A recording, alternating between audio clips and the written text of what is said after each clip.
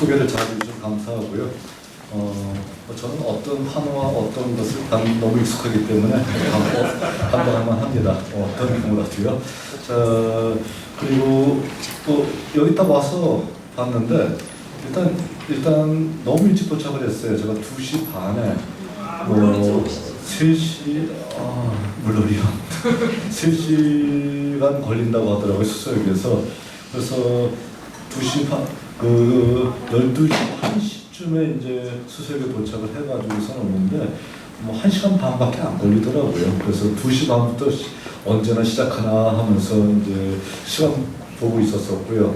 또 일단 대구에서 있기 때문에 제가 잘 움직이지를 않고 먼 데는 가지 않는 사람이 데스를 움직이지 않는 게 왜 그러냐면은 제가 서울에 마포구 합정동에서 제가 35년 전부터 시작해서 제가 단독 목회를 하고 있거든요.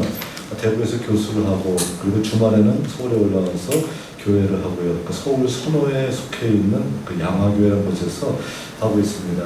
자, 그렇기 때문에 주말에 이동을 하기 때문에 주중에는 절대로 움직이지 않고 한 곳을 이제 학교를 지키고 있는 어떤 그런 성향이었었는데, 근데 웬만한 어떤 목사들이 와서 강연해 주세요라고 하게 되면 절대로 안 움직입니다.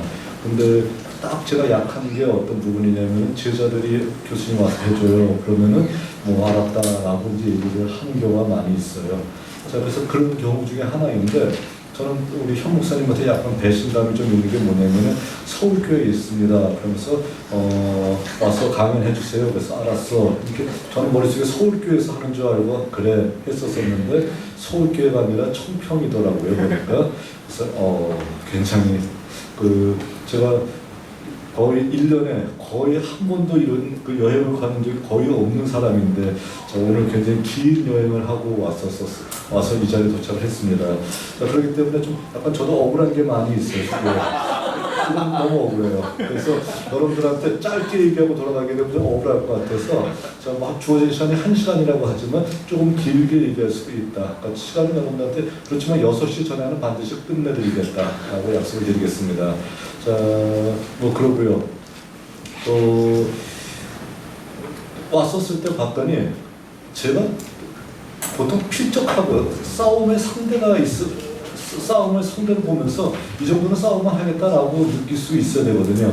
중고등부 학생들이 많고 청년들도 있는데 연애 특강을 한다고 하니 이 구약 가지고서 도대체 이길 수 있는 방법이 없어 보여요.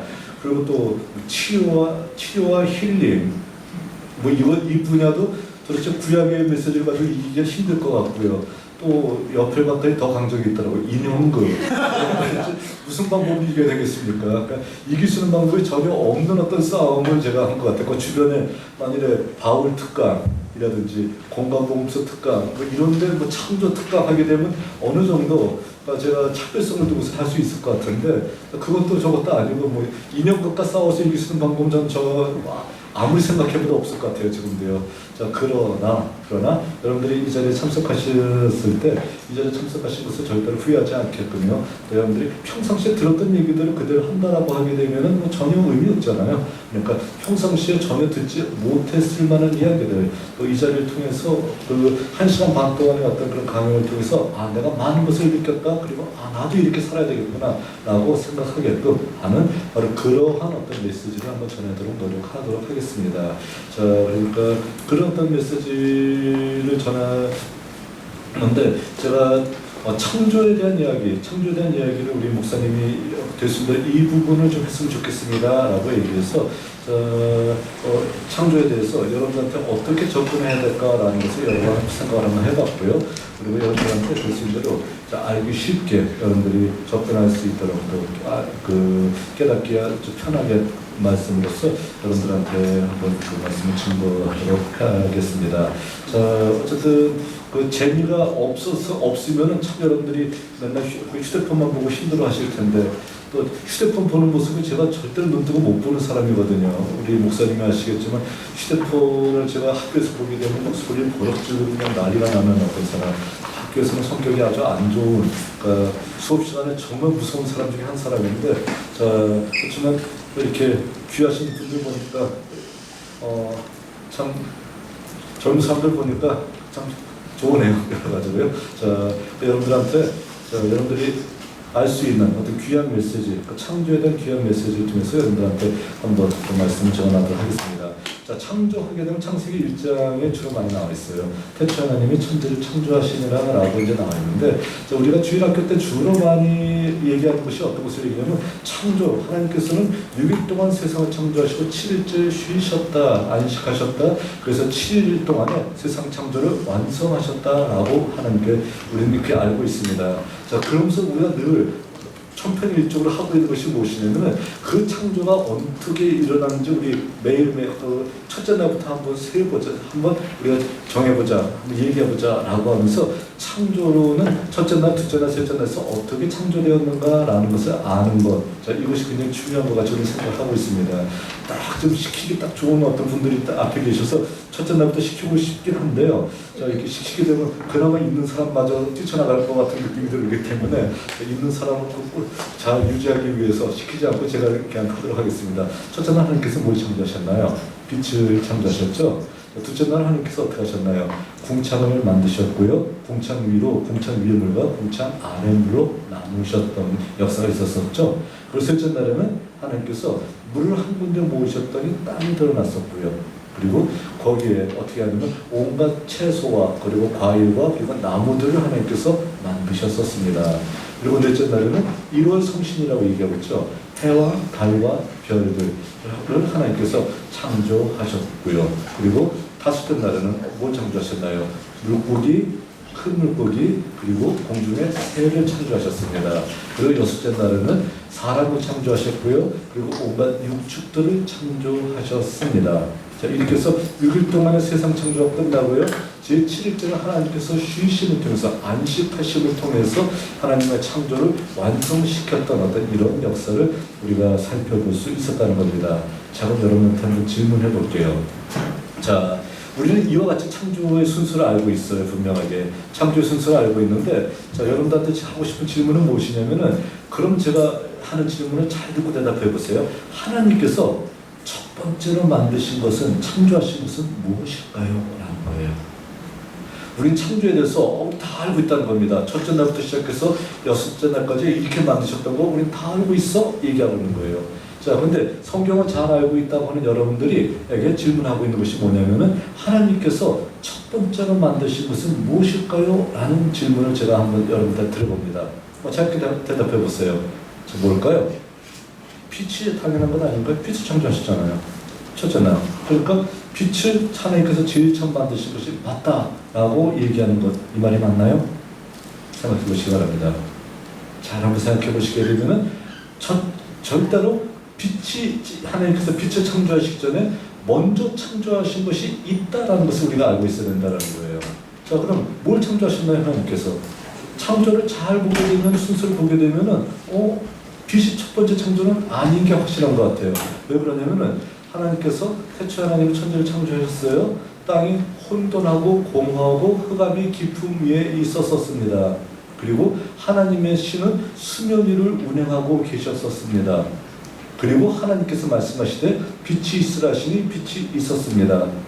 자, 1절부터 3절까지, 창세기 1장 1절부터 3절까지의 창조의 메시지를 제가 간단하게 한번 얘기한 것이거든요. 그럼 여 안에 벌써 빛이 있으라 하시기 전에 먼저 창조됐던 것이 몇 개 벌써 보이고 있네요. 자, 뭐가 있나요? 태초에 하나님이 천지, 하늘과 땅을 창조하셨어요. 그런데 그 땅이 어떻게 되고 있어요? 그 땅이 혼돈하고 공허했다. 막 섞여져 있고 뻥 뚫려 있다. 이렇게 되어 있습니다. 그러니까 뭘 얘기하고 있는 건가요? 자, 우리가 물속에 모래를 넣고 막 휘저으면 어떻게 돼요? 모래가 밑에 가라앉지 않고 물속에 퍼져서 이제 흩어진 어떤 현상이 나타나잖아요. 그러니까 그와 같이 섞여 있었다라는 거예요. 섞여 있었었고 완전히 혼돈 상황에 있었고 뻥 뚫려 있었었고, 그리고 이미 또 뭐가 존재하고 있었습니까? 하나님의 신은 수면 위, 물 위를 떠돌아다니고 계셨다라고 얘기하고 있는 거 보니까 벌써 먼저 만들었던 것이 뭐냐면 하늘이 있었었고요, 땅이 있었었고요, 그리고 또 뭐가 있었었나요? 또 있었던 것이 뭐냐면은 바로 물이 이미 있었었어요. 물이 이미 있었었고 흑암 위를 떠돌아다니셨으니까, 흑암이라는 것도 처음부터 있었던 거 아니잖아요. 그렇죠? 그러니까 당연히 어떻게 될까요? 흑암이라고 하는 것도 있었다라는 겁니다. 하나님께서 이미 언제 만드셨는지 모르지만 있었다라는 것이에요. 그러니까 빛이 있기 전에 굉장히 많은 것들이 먼저 있었던 것을 우리는 볼 수 있다는 겁니다. 자, 그러니까 여기에서 질서를 잡아가시는 모습이 하나님의 모습이었었죠. 빛을 만드심을 통해서 빛으로 낮을 주관하게 하시고 흑암으로 밤을 주관하게 하시는 사건이 벌어졌었고요. 또 하늘에 어떻게 하냐면 물을 궁창 위의 물과 궁창 아래의 물로 나누시는 거예요. 나누시는 상태 속에서 자 바로 궁창 하늘이 있고 궁창 위에 물이 있고 궁창 아래에 물이 있는 바로 이런 상태로 나누는 장면들이 등장하고 있죠. 자, 그리고 또 어떻게 되나요? 셋째 날에는 물을 한 군데 모였더니 이미 만들었던 흙이 어떻게 된 거예요? 흙이 땅으로서 드러나게 된 거예요. 그러니까 거기에 어떻게 될까? 모든 어떤 물건들을 채소와 나무들을 막 하나님께서 만드셨던 바로 이런 역사가 나타나고 있다는 것이죠. 그러니까 다시 처음 질문 돌아갑니다. 하나님께서 첫 번째로 만드셨던 것은 빛인가요? 라고 하게 되면 맞나요? 틀리나요? 아니죠. 확실히 아니죠. 그럼 빛이 뭐예요? 빛은 하나님께서 첫 번째 만드신 것이 아니라 하나님이 첫째 날 만드신 것이 빛이에요. 첫째 날 만드신 것이 빛이다. 이 차이를 여러분들 아시겠죠? 첫째 날 만드신 빛이고 그럼 첫 번째로 만드신 것이 무엇이냐라고 하게 되면은 제가 알겠습니까? 여러분들이 알겠습니까? 잘 모르겠어요. 이거는요. 창조의 비밀이에요. 이거는요. 창조의 비밀이기 때문에 하나님께서 이미 빛을 만드시기 전에 여러 개를 더 만드셨어요. 그런데 어느 것을 제일 먼저 만드신지에 대해서는 잘 모르겠습니다. 이게 정답이에요. 그러니까 창조의 비밀은 인간이 다 할 수가 없잖아요. 그러니까 하나님께서 만드신 것이기 때문에 자 거기에 대해서 그렇게 우리가 커다랗게 개념하지 않는 것이 맞는 것 같아요. 우리는 하나님께서 만드신 이 세상 속에서 살고 있잖아요. 진화? 뭐 어떻게 지나겠습니까? 창조죠. 창조이고 하나님께서 만드신 세상 속에서 우리가 이렇게 살고 있음을 이제 우리가 보여주고 있다는 겁니다. 자, 그럼 여러분들한테 또 한 가지 성경을 잘 알고 계신다라고는 여러분들한테 또 한 가지 질문을 합니다. 새는 언제 창조하셨나요? 자, 방금 제가 아까 얘기했었죠. 다섯째 날 물고기, 큰 물고기, 공중에 나는 새를 창조하셨다라고 창세기 1장에 기록이 되어 있죠. 그렇죠? 자, 그럼 또 하나 질문합니다. 이거는 앞에 학생들한테 물어봐도 될 것 같은데 우리 성경 잘 알고 것 같은 우리 학생한테 한번 질문해 볼게요. 대답해 보세요. 어디가? 하나님께서 새는 무엇으로 창조하셨나요? 다섯째 날 만드셨던 새는 무엇으로 창조하셨죠? 하늘 나는 새를 하나님께서 무엇으로 창조하셨나요? 재료 가지고 창조하신 것이 아니라 말씀으로 창조하셨다. 이렇게 우리는 알고 있죠? 자, 그렇게 알고 있죠? 네, 당연히 그렇게 알고 있어요. 근데 여러분한테 그러면 짐승들은 뭐로 창조하셨나요? 들짐승들. 말씀을 창조하셨죠. 흙으로 창조한 것은 남자. 그리고 남자의 갈비뼈를 만든 것은 여자. 이렇게 돼 있잖아요. 이렇게 알고 있잖아요. 자, 그런데 제가 여러분한테 들짐승도 새도 흙으로 창조되었다 라고 하면 여러분들 뭐라고 하시겠습니까? 들짐승도 새도 흙으로 창조했어요. 정말요? 네. 어디 그렇게 기록되어 있어요? 성경에. 자, 그럼 여러분들 어떻게 하시나요? 성경에 그런 말이 기록이 되어 있어? 라고 여러분들 혹시라도 생각하신다라고 하게 되면 여러분들이 성경을 읽을 때 얼마나 정신없이 읽었는가라는 것을 우리에게 반증해주고 있다는 거예요. 자, 그러니까 여러분들이 뭔가 하나에 쌓인 거예요. 휩싸여가지고서요. 자, 모든 것은 다 말씀 창조됐다라는 거. 새도 말씀 창조됐다라고 하면서 그냥 우리가 아무 생각 없이 성경을 읽었던 거예요. 읽었기 때문에 창세기 2장에서 바로 나와 있는 메시지도 우린 제대로 알지 못하고 있었다는 겁니다. 창세기 2장, 성경 가져오셨나요? 창세기 2장 제가 한번 읽어드릴까요? 창세기 2장에 보게 되면은 어떻게 기록이 되어 있냐면요. 창세기 2장 2장 20절을 제가 한번 읽어드릴게요. 자, 2장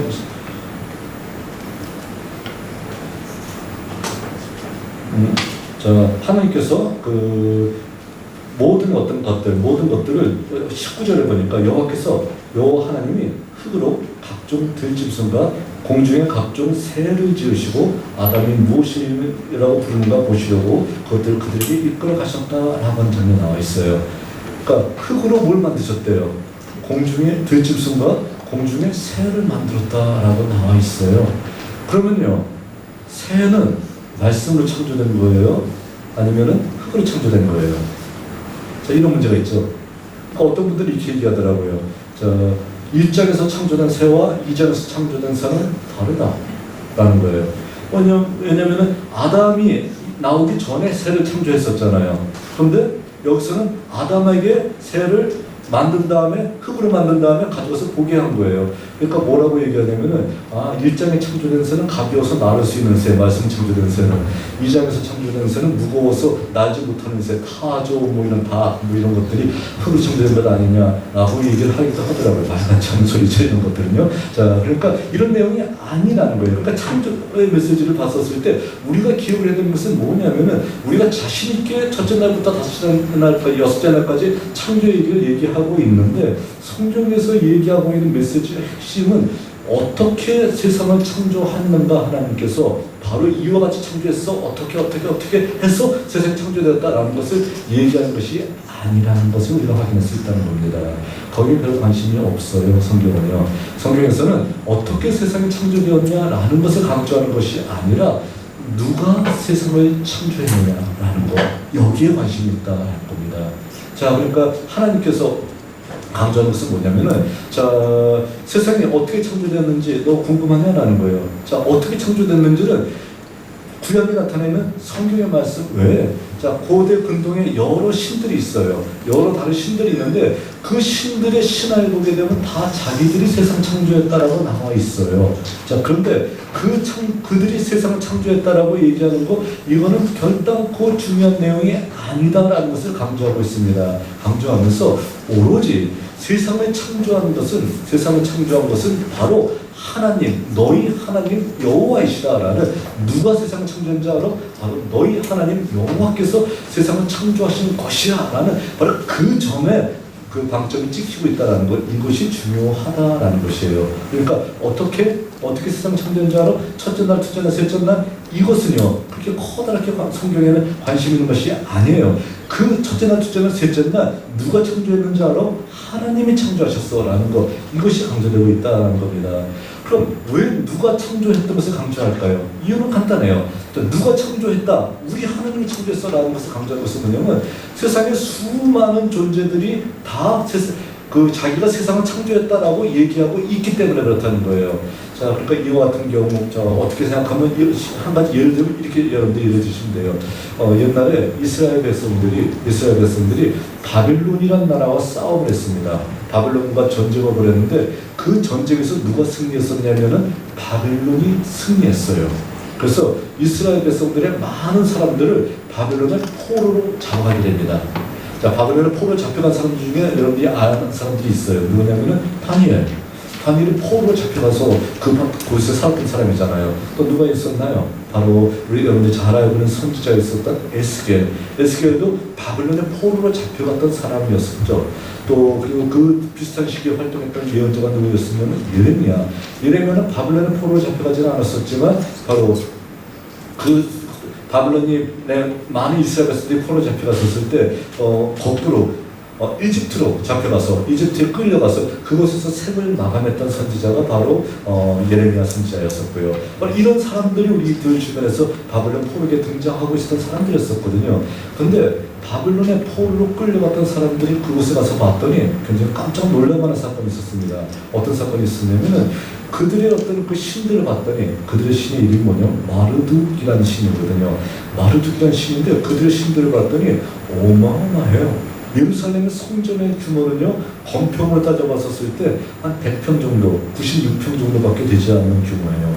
그리고 성전의 어떤 그런 그 안에 있는 내용을 봤었을 때 그렇게 화려한 성전은 아니었었습니다. 근데 바빌론에 끌려갔더니 수만 평의 어떤 건평이 있고요. 건물의 크기가 어마어마하게 크고요. 그리고 또 그 높이도 96m. 그러니까 당시로 봤었을 때는 피라미드 다음가는 세계에서 두 번째로 크다는 높이. 이스라엘은 한마디로 얘기해서 그들이 과학적인 문명으로 아무리 하더라도 96m 되는 높이 되는 그러한 어떤 건물을 지을 수가 없는 상황이었었는데 그런 높이와 어마어마한 어떤 신전을 앞에 두고 있어요. 그러니까 말뚝 신전의 위용을 보고 그들이 깜짝 놀랐던 것이죠. 그런데 그 말뚝 신전의 위용을 보고 놀랐음과 더불어서 또 느꼈던 것이 뭐냐면은 그 말뚝 신전의 경전을 살펴봤었더니 말뚝이 어떻게 했냐면은 말뚝이 바로 세상을 창조했대요. 자, 여러 신들과의 경쟁 속에서 싸워서 다른 신들을 다 죽이고 그 신들의 신들의 피를 흙과 섞어서 사람을 만들었다라는 또 바벨론의 창조서가 있는 거예요. 그러니까 이런 상황 속에서 전쟁에서 패배했었던 이스라엘 백성들은 어떻게 합니까? 옛날 사람들은요, A란 나라와 B란 나라가 전쟁에서 꽝하고 싸웁니다. 그 상황은 어떤 상황으로 보냐면 A란 나라와의 신과 B란 나라의 신이 싸우는 걸로 알고 있었던 거예요. 그런데 지금 이스라엘과 바벨론이 꽝하고 싸워서 이스라엘이 패배했잖아요. 그럼 당연히 어떻게 돼요? 이스라엘의 신이 바벨론 신에 패배했다라고 생각한 거예요. 그리고 끌려와서 봤더니 어마어마한 신전을 보고 놀랐었고요. 그리고 또 그 신이 세상을 창조했다라고 얘기하고 있는 거예요. 그러니까 세상을 하나님이 창조했다고 우리는 알고 있었었는데 정말 세상을 창조한 거 하나님이 창조한 거 맞아? 하나님이 창조했으면 바벨론의 말뚝한테 지지 않았을 텐데 우리가 포로로 끌려오지 않았을 텐데 라고 하는 이런 자괴감에 들고 있는 바로 그들에게 얘기하고 있는 메시지가 뭐예요?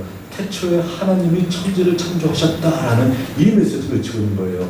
다른 신이 아니라 너희 하나님 여호와께서 세상을 창조하셨다.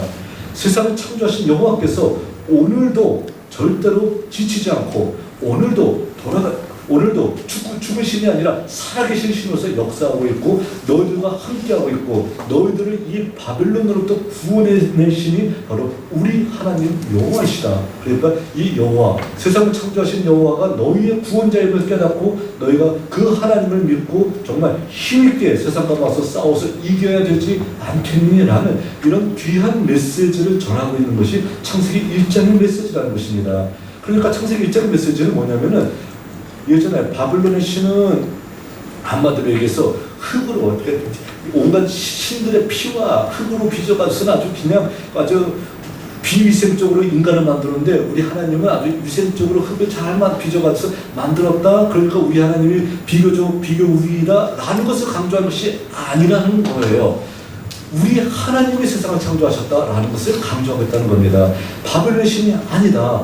너희들을 구원하실 신은 우리 하나님 여호와이시다라는 것을 강조하는 메시지. 그리고 그 하나님이 너희와 오늘도 함께 하시고 너희들을 바벨론에서 인도하실 신이 바로 우리 하나님 여호와이시다라는 이 메시지를 강력하게 외치는 것, 이것이 바로 이 본문의 그 창조의 메시지의 핵심이라고 얘기할 수 있다는 것입니다. 자, 그럼 이렇게 얘기했을 때 잘 이해가 되지 않으신 분들은 이렇게 한번 생각하시면 쉽게 이해가 될 수 있을 거예요.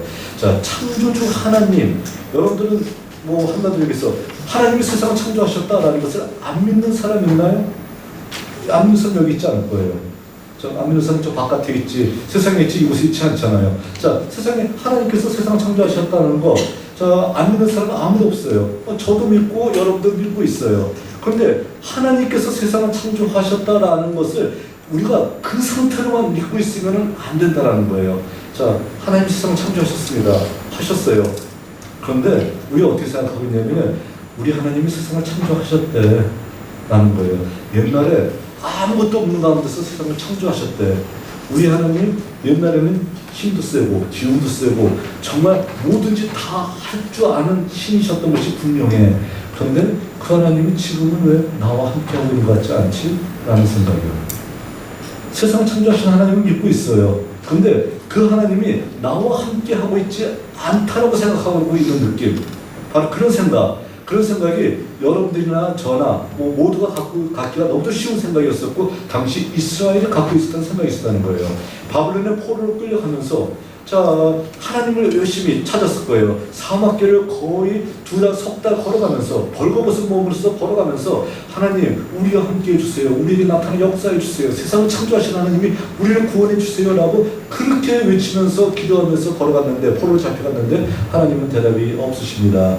그리고 바벨론의 신들의 모습을 봤더니 그 바벨론의 신들의 모습은 너무도 커다랗아 보이고요. 너무도 위대해 보입니다. 그러니까 바로 이런 어떤 그 하나님의 모습을 바라보면서 우리가 도대체 뭐야? 우리 신은 도대체 살아있는 신이야? 라고 하면서 옛날에 세상을 창조했던 거 그거 거짓말 아니야? 아니면은 옛날에 세상을 창조하셨는데 아마 지금 또 다르게 세상을 창조했다라고는 바벨론의 말뚝과 비교해 봤었을 때 상대도 안 되는 기운을 가지고 있는 것, 힘을 가지고 있는 것이 우리 하나님 아니었어? 라고 얘기하면서 굉장히 절망하고 굉장히 힘들어하고 있는 상황이 바로 이스라엘 백성들이었다는 겁니다.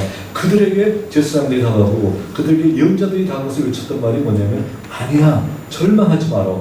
우리 하나님이 세상을 창조하셨고 우리 하나님이 바로 우리 모두를 인도해내 우리를 다시 바벨론에서 예루살렘으로 돌아가게 할 그 위대한 하나님이 바로 우리 하나님이야. 절대로 좌절하거나 절대로 낙심하지 마라. 우리가 희망을 가지고 하나님의 어떤 그런 미래를 하나님께서 세상을 창조하신 하나님을 우리가 대망한다라게 되면 그가 우리에게 구원자 하나님으로 다가오셔서 우리에게 커다란 구원을 베푸실 수가 있어라는 바로 이 귀한 메시지를 전해주고 있는 것이 바로 창조 하나님의 메시지의 핵심이라고 얘기할 수 있다라는 것이에요. 자, 뭐 이랬을 때 여러분들이 아직까지도요. 자, 그런데 나가 잘 이해가 잘 되지 않네요 라고 얘기하시는 분이 있으면 하나만 더 한번 생각을 해봅시다. 어떤 거냐면요, 제 경험을 한번 얘기해 볼게요. 제가 학교 다닐 때 일입니다. 대학 다닐 때는 항상 뭐냐면은 대학을 딱 들어갈 때는 굉장히 힘들게 들어갔었는데 가서 공부하는 것은 또 여기 대학을 다니시는 분이나 아니면 나오신 분은 다 경험하겠지만 정말 거기서 열심히 공부하기가 쉽지는 또 않은 것 같아요. 한국의 대학의 상황이.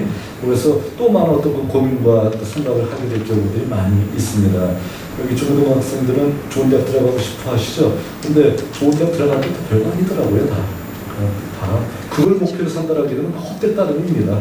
그렇지만 여러분들 생각에는 그래도 좋은 대학 들어간다면 헛되다라고 외치고 싶은 마음들 마음속에 있으리라고 생각합니다만은 저도 한번 우리나라에서 나쁘다고 하는 대학은 안 나왔습니다. 저 신촌에 있는 Y대학을 나왔습니다. 독수리가 상징인 Y대학을 나왔었고요.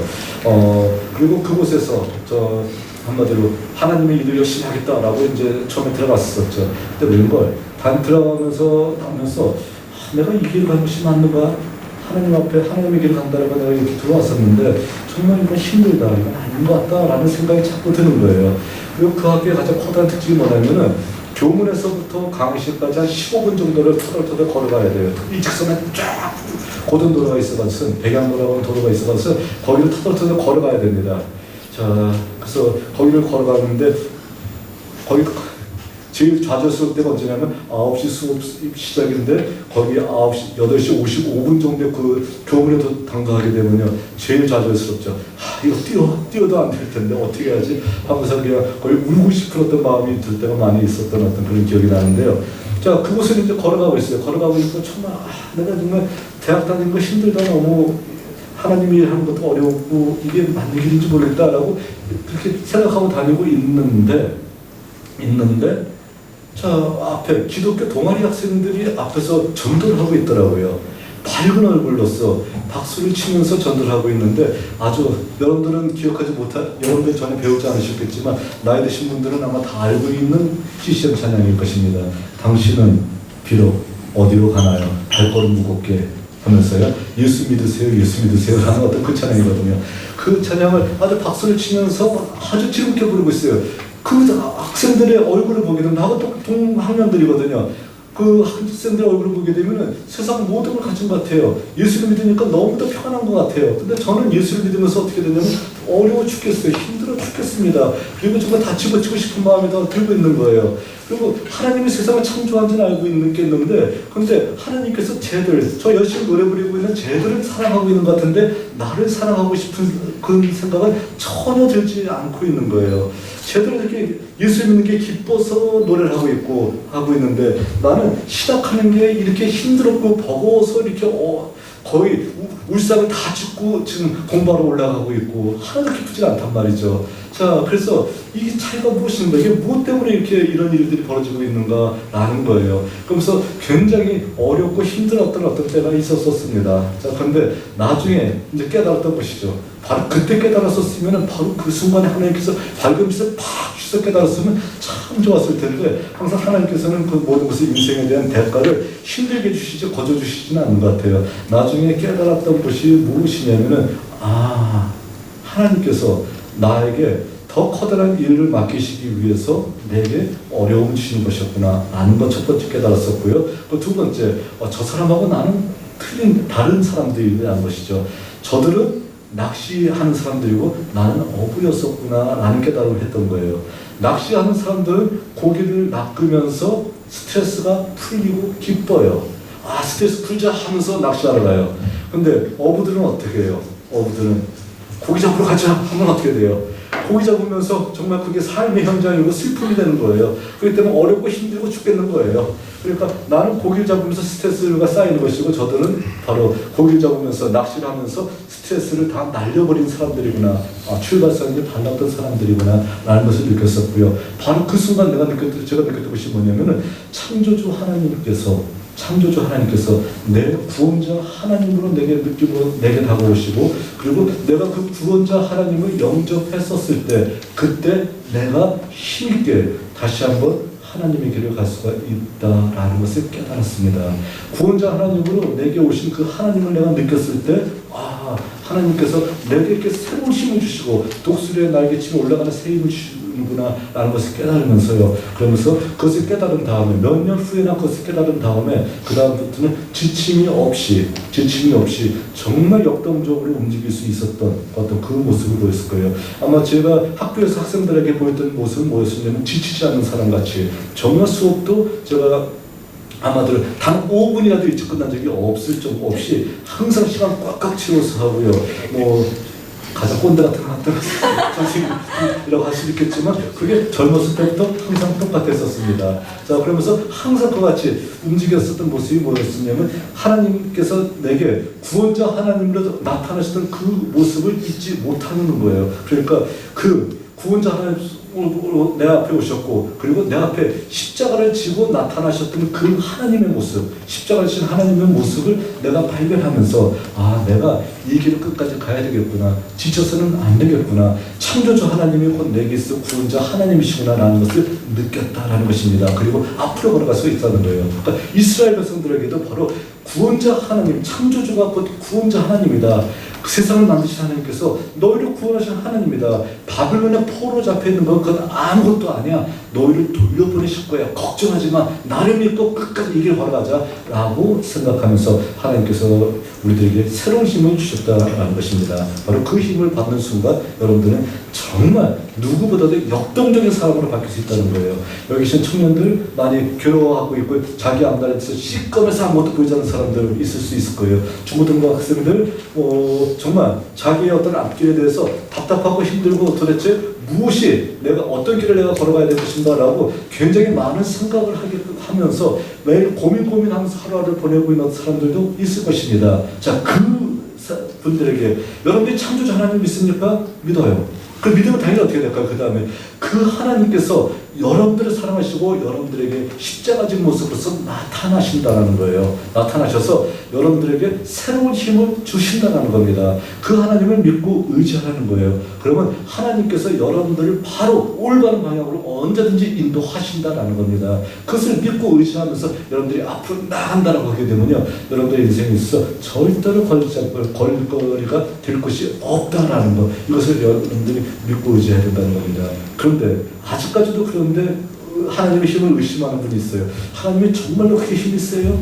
하나님이 정말로 이런 일을 할 수 있을까요? 라고 하시는 분이 있다게 되면 제가 또 다른 이야기를 들려드릴게요. 또 다른 이야기 속에서 여러분들이 제가 느꼈던 하나님이 바로 여러분들이 느끼는 하나님이 될 수 있길 다시 한번 바라겠습니다. 제가 대학교 4학년 때였었어요. 자, 대학교 4학년 때가 언제냐라는 말 안 하겠습니다. 그래요. 대학교 4학년 때는 아주 옛날 얘기였었고요. 올림픽도 하기 전에 또 아시안 게임도 하기 전에 갑자기 현타가 나오네. 아시안 게임도 하기 전에 저는 대학교 4학년이었었고요. 자, 그리고 바로 그때 이 상황이었습니다. 대학교 4학년 때 저도 이제 중고등부 학생들을 맡아서 이제 지도하고 있었고요. 중고등부 학생들한테 뭔가 의미 있는 일을 의미 있는 어떤 것을 해주고 싶었어요. 그래서 제가 있는 장소가 어디였냐면 저는 합정동에서 태어나서 합정동에서 이렇게 자랐습니다. 그런데 합정동 하면 어딘지 잘 모르시겠지만 혹시 절두산 여러분들이 가보신 적 있나요? 아니면 야화진 순교자 묘 가보신 적 있나요? 거기가 제 놀이터예요. 절두산에서 태어난 제가 마지막 사람입니다. 진짜 절두산 태어났냐? 네. 저 절두산에서 저희 할머니가 절두산 주인이었었어요. 절두산이 저희 할머니 때가 자, 또 우리네 고수실 것 같아요. 절두산. 거기였었고요.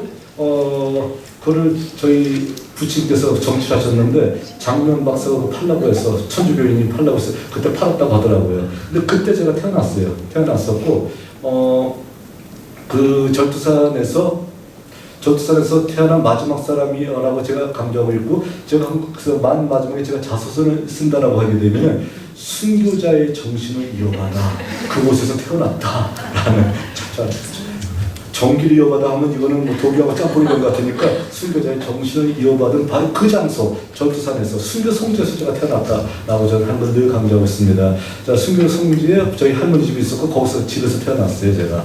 그랬고 양화진 외국인 묘지 제 어린 시절 놀이터였었고요. 거기에서 그 영어도 모를 때 그 사람들 그 언더우드 아펜젤러 그 묘비명 찾으면서 그 다녔던 것이 제 어린 시절에 하나의 어떤 놀이터였었습니다. 그래서 애들끼리 이게 어떤 놀이를 해주라고 했었냐면은 뭐 영어로 모르는 거 대충 적은 다음에 이 묘비가 어디 있느냐 하면 전 묘비를 다 끄집고 다니는 거예요. 자, 그리고 웬만큼 공동묘지라고 하게 되면은 밤에 뭐 귀신 나올 거면 무서워서 안 가잖아요. 근데 하나도 안 무서웠어요 거기는요. 어머니가 맨날 오셔서 내가 태어나 어디냐 하면서 이제 하면서 뭐 이제 사진은 그때 역세요 하면서 갔었거든요. 근데 어두워도 하나도 무서우지 않은 것은 뭐냐면 어린 마음에도 선교사들은 귀신 되어서 나타나지 않을 것이라는 확신이 있어서 그런 건 아닌가라고 생각을 하면서 그 지역을 뭐 아주 재밌게 놀러 다녔었던 어떤 것이 있었었죠. 그래서 그 지역에서 계속 다녔습니다. 그래서 그 지역에서 계속해서 초등학교, 중학교, 고등학교, 대학교까지 다 나오게 되었었는데, 근데 그 당시에 난지도라는 곳이 있었어요. 난지도는 어떤 곳이었었냐면 난지도는 서울 시내의 모든 쓰레기들을 다 모으는 장소였었습니다. 자, 여러분들 아주 예전에 사셨던 분들은 그것을 기억하실 거예요. 난지도가 서울 시내 모든 쓰레기들을 다 모으는 장소였습니다. 근데 그게 어디였냐면 바로 지금 현재 상암 월드컵 경기장에는 바로 그 장소가 난지도 쓰레기장이었었어요.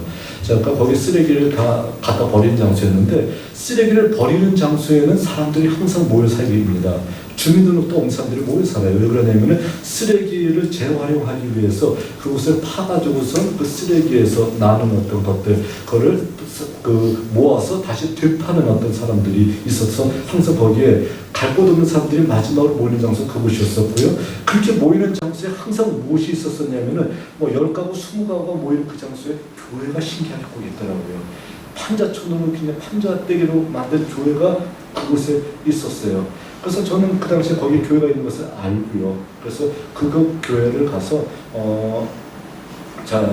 이걸 한번 우리가 설날 때 한번 성도 여러분들한테 다른 권사님 아니면 장로님들 한테 세배하고, 그리고 그 돈을 가지고서 그쪽 교회를 도와주자라고 하는 취지로 해서 갔었죠. 그래서 그 교회한테 물어봤었죠. 그 교회 실질적으로 감당하고 있는 어떤 그 전도사님한테 물어봤었죠. 무엇이 제일 필요하나요? 그거 사다 드릴게요. 그랬더니 저희도 이런 얘기 해서 되는지 모르겠는데 겨울철이 되니까 할 게 너무 많아요. 그래서 돈이 제일 필요한 것 같아요. 그러더라고요. 그래서 그러면은 돈 저희들이 모은 만큼 갖다 드리고, 그리고 또 약간 음식을 준비해서 올 테니까 거기 있는 그 유치부 아니면 유년부나 이런 어떤 애들 주일학교 애들을 함께 예배를 드리는 시간을 가질 수 있을까 했더니 가능하다, 괜찮다라고 얘기하더라고요. 자, 그래서 그런 찬양 그렇게 해서 애들 함께 모았습니다. 모아놓고 이제 예배를 드렸던 것이죠. 예배를 드렸었는데 그 당시만 하더라도 이제 여기 음악을 정말 잘하는 현종필 목사님 같은 분 앞에는 제가 이제 명함을 못 내밀었는데, 그 당시에는 인물이 워낙 없었어요. 인물이 워낙 없었기 때문에 저 같은 사람도 나가서 기타를 메고 이제 노래를 찬양 인도를 하고 있었던 그런 시기였었습니다. 나중에 제가 영남신학교에 갔더니 왜 이렇게 공부 잘하는 녀석은 드문데 음악 잘하는 애들이 왜 이렇게 많은지 정말 음악에 신들이 많아요. 그래서 거기서는 내가 기타 친다, 음악한다, 내가 한때 그래도 내가 노래도 만들면서 했던 사람이다라는 싹 숨긴 상태 속에서 부양만 가르치고 있었었는데, 자, 어쨌든 제가 이제 기타를 가지고서 이제 노래를 함께 시임 활동을 하는 것이죠. 하는데 뭐 이런 빔 프로젝트가 있겠나요? 그 당시에 80년대. 그러니까 뭐가 있었냐면 궤도가 있었습니다. 자, 궤도를 가서 이렇게 넘기는 거. 그러니까 손으로서 쓴 거예요. 손으로서 써가지고서 궤도로 해서 넘기는 그런 어떤 그 찬양을 하는데 어떤 찬양이 있었냐면 이 찬양이 있었습니다. 사막에 샘이 넘쳐 흐르리라. 사막에 꽃이 피어 향내 내리라. 주님이 다스리는 그 나라가 되면은 사막에 꽃동산 되리. 이 찬양 알고 계시나요? 다 알고 계시죠? 여기 학생들도 알고 있나요? 사막에 샘이 넘쳐 흐르리라. 자, 이사야 11장을 가지고 노래 만든 것이거든요. 그런데 그거는 정말 귀한 노래예요. 자, 희망을 노래하고 있는 것이잖아요. 사막에 샘이 넘쳐 흐르리라. 사막에 꽃이 피어 향내 내리라. 주님이 다스리는 그 나라가 되면은 사막에 꽃동산 되리. 사자들이 어린 양과 뛰놀고 어린이도 함께 들고는 참평화와 기쁨의 그 나라가 이제 속히 오리나 라고 하는 정말 희망을 얘기하는 아름다운 찬양이었었습니다. 근데 노래를 개사했더라고요. 어떻게 개사했었냐면은 사막이 아니라 난지도에 샘이 넘쳐 흐르리라. 난지도가 꽃이 피어 향내 내리라. 주님이 다스리는 그 나라가 되면은 난지도가 꽃동산 되리. 이렇게 노래를 부르는 거예요. 그러니까 저도 이제 그 노래 부른 것이죠. 그렇게 써 있으니까 난지도에 샘이 넘쳐 흐르리라 라고 하는데 제 마음속에서 느꼈던 것은 뭐냐면요, 난지도가 샘이 넘쳐 흘러? 난지도가 꽃동산이 돼? 그만데 전 노래 부르면서 그렇게 했던 거예요. 노래 부르면서도 그 생각을 하면서 난지도가 꽃동산이 된 것, 그 당시는 뭐냐면 쓰레기통이 가득 차 있고 냄새가 나고 있고 예배드리는데도 한겨울인데도 냄새가 나서 정말 못 견딜 정도 있고 여기 사람이 어떻게 사나라고 생각하는 그 난지도가 꽃동산이 된대요. 애들이 찬양하면서. 그런데 저는 생각했던 것이 뭐냐면은 아니야, 이거는 하나님이 해도 불가능한 것 같아. 이건 안 돼. 라고 하면서 찬양을 드렸어요. 자, 그리고 제가 이제 맨 마지막에 했던 멘트가 무엇이냐면은 믿음이 없이 했던 멘트예요. 자, 믿음이 없이 했던 멘트가 무엇이냐면은 난지도가 꽃동산이 된 그날 여러분들 함께 그 꽃동산에서 함께 살고 함께 뛰어노는 그런 날이 반드시 왔으면 좋겠습니다. 라고 제가 마지막 멘트를 했었습니다. 그게 기억이 나네요. 그때가 80년대 중반이었습니다. 그런데 2002년도 우리나라가 월드컵을 한다라고 했었던 그 2002년도에 갑자기 뉴스가 하나 딱 뜨네요. 상암동 월드컵 경기장이 개설되었다. 또 거기에 커다란 공원이 조성되었다라는 거예요. 제가 공원이 조성되어 있다고 해서 상암동 공원을 가봤었습니다. 쓰레기장은 온데 간데 없고요. 저도 그 근처에 살았었지만 거기까지 가보지 못했었는데 쓰레기장은 온데 간데 없고요. 꽃동산이 되어 있더라고요. 자, 다른 거 없이요. 그 자리에 앉아서 진짜 하나님 앞에 눈물 흘리면서 기도했었어요. 회개했었습니다. 하나님, 하나님의 능력을 제가 너무도 알지 못했었습니다. 세상을 창조한 하나님을 강조하고 있었고 그렇게 얘기하고 있었었는데 저는 난지도가 꽃동산이 되지 못할 거라고 생각을 했었네요. 라는 거예요. 그리고 하나님, 그 다음에 했던 기도가 뭐죠? 하나님, 어린아이들의 기도를 들으셔서 감사합니다. 라는 기도를 했었습니다. 자, 저는 난지도가 꽃동산이 된 것이 국가에서 그것을 개발해서 사람이 했다라고 생각하지 않고요. 하나님께서 어린아이들의 기도를 들어주셨다고 생각을 합니다. 자, 그러니까 뭐냐면은 하나님께서 바로 난지도가 꽃동산 되리라라고 했습니다. 정말 그 당시에 난지도가 꽃동산 되리라고 생각했던 것은 정말 있을 수 없었던 일이에요. 그 쓰레기로 가득 찬 그 장소가 꽃동산이 되리라고 아무도 생각하지 못했었는데 난지도가 꽃동산이 되어버렸어요. 그래서 그 다음에 생각했던 것이 뭐냐면 내가 비록 아무런 희망 없이 아무런 어떤 그런 신앙 없이 외쳤던 말이었었던 이곳에서 함께 살며 함께 뒤우는 어떤 모습을 보고 싶다라고 했었던, 그렇게 되길 바란다고 했었었는데 그 난지도에 살고 있었던 그들이 이곳을 바라보면서 기뻐할까, 또 이곳을 바라보면서 자기들이 난지도가 꽃이 피어 향내 내리라라고 했었었는데 이 모습을 바라보면서 하나님 앞에 감사드릴까 라는 생각도 해보게 됐었죠. 그러니까 뭐별 눈물 흘리면서 별 생각이 다 나더라고요. 그때 생각이 났던 것이 뭐냐면은 맞아. 그들도 여기서 어느 장소에서 내가 비록 그들의 얼굴도 모르고 아무것도 모르지만 어느 장소에서 하나님을 함께 찬양하고 함께 기도하고 있을 거야 라는 어떤 생각을 하고 있습니다.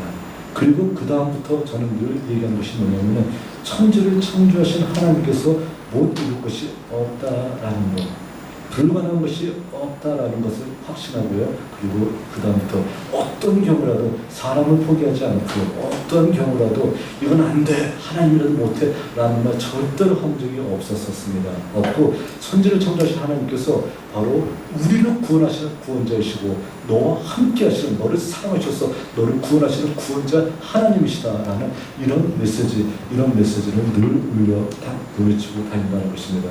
자, 이 메시지가 우리의 마음속에 있다라고 하게 되면요, 세상을 창조하신 하나님이 나의 하나님이에요. 두렵고 있어요. 세상을 창조하신 하나님이 다 이 세상을 모두 가진 하나님이 내 하나님이라고 하잖아요. 내 하나님이고 그 하나님이 나를 사랑하셔서 나를 구원하시는 하나님이라는 거예요. 그러면 더 이상 문제될 것이 무엇일 거예요? 더 이상 두려울 것이 무엇이냐는 거예요. 이것은 하나님도 할 수 없어. 내 아이가 반응하는 것은 하나님도 할 수 없어. 절대로 그런 거 있을 수 없다라는 거예요. 저 아이가 정말 하나님께 돌아오는 것은 정말 하나님이라도 할 수 없고 천사가 내려도 못해 라는 말 절대로 해서는 안 된다는 겁니다. 불가능한 일 없다라는 거예요. 하나님께서 바로 이런 어떤 모습으로서 우리들이 역사하신다는 것을 보여주고 있다는 것입니다. 자, 그러니까 다시 한번 강조합니다. 이스라엘 백성들에게도 얘기했던 것이 무엇이냐면은, 자, 세상이 창조되었냐 진화되었냐 이런 단순한 문제 가지고 얘기하는 것이 아니라는 거예요. 자, 창조론자들이 지금껏 얘기해봤자 이거는 뭐예요? 하나님이 세상을 창조하셨다라는 거, 그 결론에 도달할 수밖에 없지 않나요? 근데 우리는 거기서부터 출발하는 거예요. 그러니까 이성과 이론의 사고가 끝나는 그 지점에서 시작해서 신앙의 단계에서 하나님의 모습, 창조의 모습을 이해해야 된다는 것입니다. 그러니까 세상을 창조하신 하나님이 오늘도 살아서 나와 함께 하시는 하나님이시다. 또 그 하나님이 나를 사랑하시는 하나님이시다라는 거예요. 불가능한 일을 가능하게 만드시고, 그리고 내가 정말 아주 골방에서 정말 피눈물 뿌리면서 외치는 그 기도에 그 기도를 들으시고 그 기도에 일일이 응답하시는 분이 바로 내 하나님 여호와이시다라는 바로 이 메시지를 우리가 마음속에 깨달은다라고 하게 되면 그 다음부터 뭐 어떻게 하는 것일까요? 두려움이 없어집니다. 두려움이 없어지고 더 이상 바라는 것도 없어집니다. 나는 아무것도 바라는 것이 없다. 나는 아무것도 두려워하지 않는다. 나는 자유다. 라고 하는 니코스 카잔차키스의 어떤 그런 그 묘비명을 제가 아주 인용한 것인데요. 이와 같이 우리 예수 믿는 사람들은요, 바라는 것이 많고 그리고 정말 쓸데없는 것에 우리가 매여 있기 때문에 정말 자유롭지 못한 것이거든요. 진리가 너희를 자유하게 하리라 라는 것 같이 하나님을 믿고 의지하고 세상을 창조하신 하나님께서 나와 함께 하신다는 것도 그 생각을 가지고서 끝까지 우리가 걸어나간다라고 하게 되면은 바로 우리에게 있어서 정말 하나님의 어떤 역사, 하나님께서 하시는 역사는 더욱더 진하게 등장할 수밖에 없을 것이고요. 두려움이 없어질 것이고요. 여러분들은 세상을 이길 수 있는 힘을 여러분들이 마침내 가질 수 있다는 사실을 여러분들이 반드시 깨달아야 될 것입니다. 자, 그러니까 이런 것을 가지고 난 다음에 사람들이 저한테는 이런 평가를 많이 내리더라고요. 도대체 하나님을 두려워하는 것 같긴 하지만 사람은 절대로 무서워하지 않는 것 같다 하면서 도대체 겁이 없는 사람 같다라고 얘기를 많이 하더라고요. 두려운 것도 전혀 없어요. 어떤 존재도 두렵지 않습니다. 제가 사람 중에서 딱 한 사람 두려워했었는데 누구였냐면 저희 어머니 무서워했었거든요. 애 때부터 하여간 얻어맞으면서 제가 말을 정말 안 들었기 때문에 얻어맞으면서 단련이 됐기 때문에 어머니 참 두려워했었는데 어머니는 이제 10몇 년 전에 하나님 곁에 가셨기 때문에 세상에 두려운 존재가 없다고 생각합니다. 근데 요즘 갑작스럽게 저희 집사람이 어머니의 모습을 자꾸 발견하면서 무서운 모습을 떠오르고 있어요. 없었는데 곧 생길 것 같다. 이게 이제 제 대답인 것 같은데, 그 외에는 두려울 거 없습니다. 두려울 것이 없기 때문에 정말 하나님 앞에서 주신 어떤 그 말씀들을 소신껏 나갈 수 있는 것이고요. 또 그까지 돈 몇 푼 때문에 내 자존심 팔고 이러지 않게끔 그렇게 살 어떤 방법도 깨닫게 되더라고요. 하나님이 나와 함께 하신다는 걸 깨닫기 때문에. 여기 젊은이들도요, 제가 좀 꼭 강조하고 싶은 게 있어요. 세상은 물질이 지배하는 세상이에요. 돈 몇 푼, 그렇지만 돈 몇 푼 때문에 여러분들이 자존심 팔지 마시기 바랍니다. 정말 부탁드릴게요. 사람한테 줄 쓰지 말고 하나님에게만 줄 쓰시기 바랍니다. 창조주 하나님이시거든요. 자, 그러니까 돈 몇 푼 때문에 자존심 팔지 말고요. 돈을 피하세요. 돈을 그냥 싫다 하세요. 그럼 가난하게 사는 거냐? 아니에요. 제가 돈의 속성을 봤더니 이렇더라고요. 돈은요, 돈한테 내가 너 좋아하고 돈을 쫓아가는 사람은 돈이 도망을 가요. 근데 돈한테 아주 냉정한 사람처럼 너 꺼져 하면서 너 필요 없어 꺼져 하는 사람은 돈이 달려들더라고요. 그때는 어떻게 하면 될까? 돈이 나한테 달려들어요. 그러면 봐줬다. 그래? 잠깐 같이 가자. 뭐 이래도 괜찮아요. 그러니까 절대로 하나님께서는 하나님을 위해서 자존심 부릴 사람을 빈궁한 처지로 내버두지 않으십니다. 절대 그렇지 않으세요. 그러니까 여러분들이 돈 얼마 때문에 여러분들의 자존심 또 신앙을 버리는 일 절대로 없기 바라겠고요. 그리고 끝까지 하나님만을 섬기는 사람이 될 수 있길 바라겠습니다. 창조주 하나님께서 여러분들과 함께 하시는 구원자 하나님이시기 때문인 것입니다. 자, 바로 이런 어떤 상황 속에서 저희들이 바로 이스라엘 백성들한테 강조했던 것은 바로 그 창조주가 너희와 함께 하신다 라는 것을 강조하는 것이지, 첫째 날 뭐, 둘째 날 뭐, 셋째 날 뭐 이거 강조하기 위해서 창세기 1장의 메시지가 있는 것이 아니라는 거예요. 이렇게 세상을 창조하신 하나님이 너희의 구원자 하나님이시다, 이거 강조하고 있는 겁니다. 여러분들의 구원자 하나님이세요. 그 하나님이 오늘도 살아서 여러분들의 삶에 개입하시면서 여러분들을 구원하시는, 여러분들과 함께 하시는, 여러분들이 정말 그 세상과 맞서 싸우면서 힘들어 울부짖을 때 여러분들 위로하시고 다시 힘을 주시고 독수리의 날개치며 올라가는 새 힘을 여러분들에게 주시면서 다시 뛰어가게 하시는 바로 그 하나님이 세상을 창조하신 하나님이시다라는 사실, 이 사실을 깨달으시고요, 끝까지 하나님의 향해 달려갈 수 있기를 바라겠습니다. 자, 그러면 세상을 하나님께서 창조하셨어요. 어쨌든 제7일까지 해서 하나님께서 안식하시면서 세상을 창조하셨잖아요. 자, 두 번째 페이지입니다.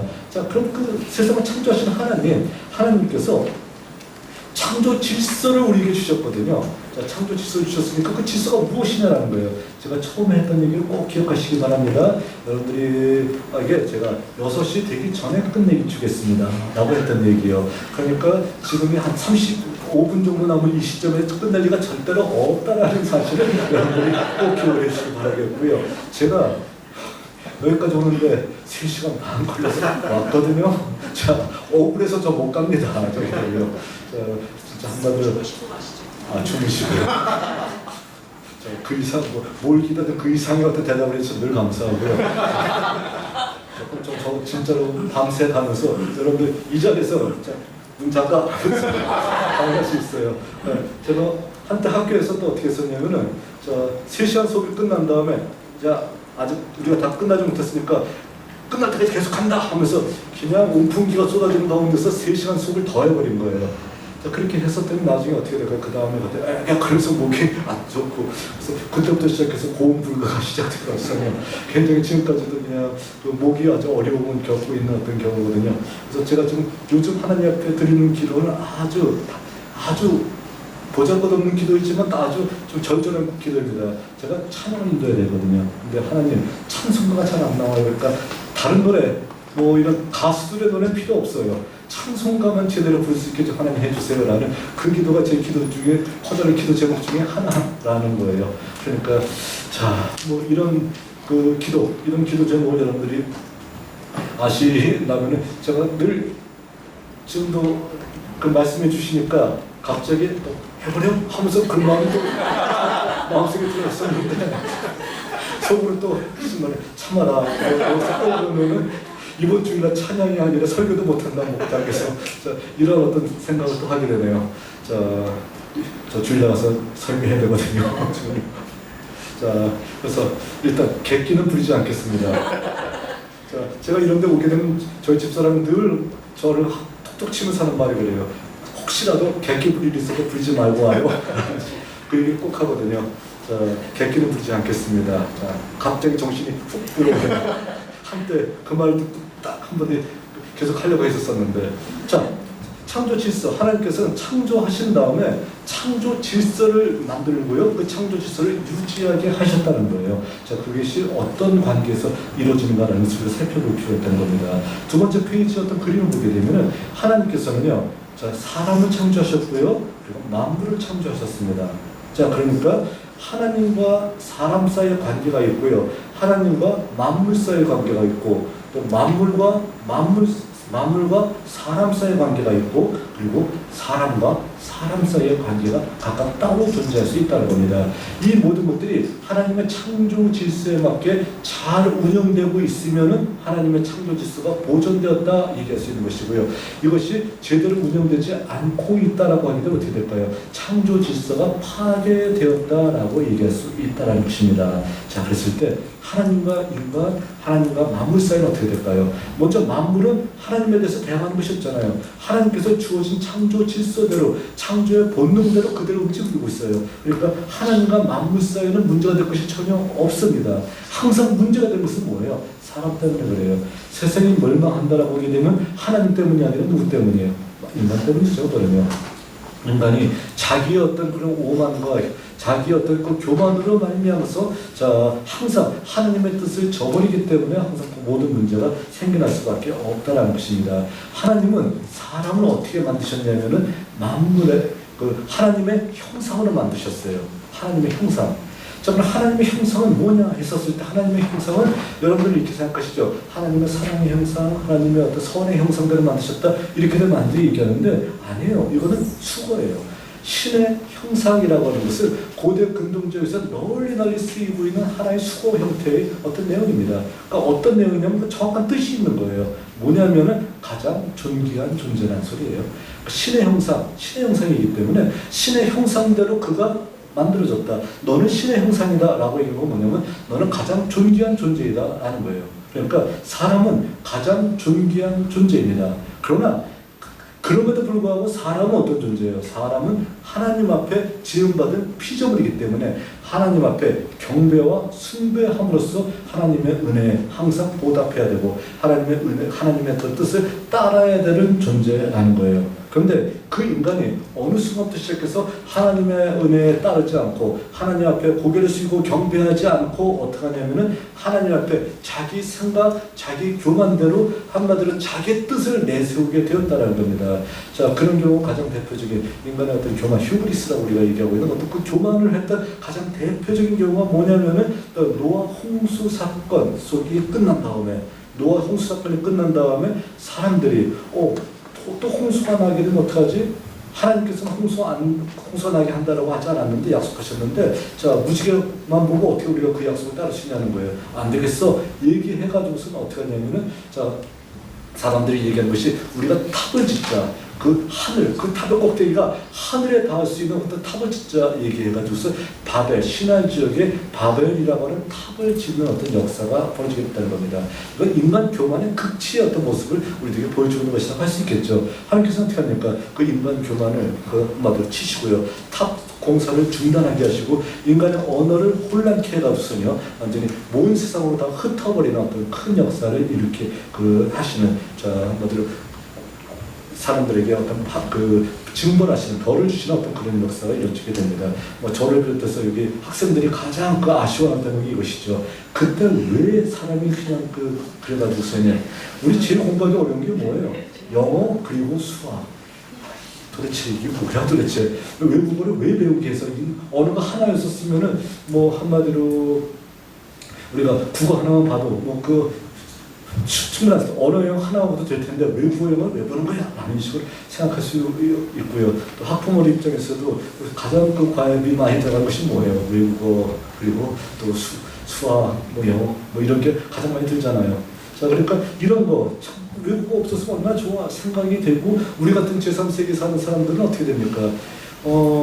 영어가 모국어였었으면 정말 우리가 영어에 드리는 데 쓰는 노력과 그런 비용을 다른 데 쓸 수가 있는데 이건 정말 쓸데없이 쓰고 있는 것 같고 이런 생각이 들단 말이죠. 자, 그래서 굉장히 안타까운 경우가 많이 있는데 어쨌든 인간의 교만으로 말미암아서 이 언어가 흩어지게 되는 어떤 역사가 벌어지게 되었다라는 것입니다. 자, 그러니까 하나님께서는 바로 이와 같이 인간이 하나님의 창조의 섭리에 어긋나게 행동했었을 때 하나님께서는 언제나 그들을 징벌하신다라는 어떤 그 역사를 얘기해 주시는 것이고요. 오늘날 같이 인간이 하나님의 어떤 그 뜻에 맞지 않게 행동을 한다라고 하게 되면 언제든지 하나님께서는 인간을 한마디로 가장 존귀한 존재로 만드셨었지만 그 존귀한 존재에서 언제든지 가장 바닥으로 아니면 세상이 무너질 정도의 어떤 그런 징벌을 하실 수가 있다는 것을 오늘 우리에게 보여주고 있던 것입니다. 그러니까 우리 모든 사람들은 어떻게 되는 거예요? 하나님 앞에 경배함으로써 그의 창조와 그의 모든 것을 경배함으로써 우리가 하나님 앞에 고개를 숙이는 것이 먼저 선행되어야 된다라는 것을 보여주고 있다는 겁니다.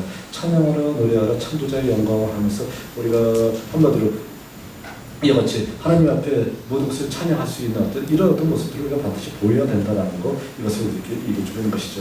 근데 가장 문제가 될 것은 뭐냐면 인간과 인간이에요. 사람과 관련된 거. 하나님과 관계는 그것도 절대자의 관계이기 때문에 우리가 고개를 숙이고 들어갈 수도 있겠지만 사람과 사람 사이의 관계에서는 굉장히 이것이 심각한 문제로 제공될 수 있다는 것입니다. 자, 사람은 어떻게 되냐면 하나님께서 가장 존귀한 존재를 창조하셨어요. 존귀한 존재를 창조하셨기 때문에 가장 귀한 존재예요. 그러니까 구별이 있을지언정 차별이 있어서는 안 돼요. 그건 당연한 거예요.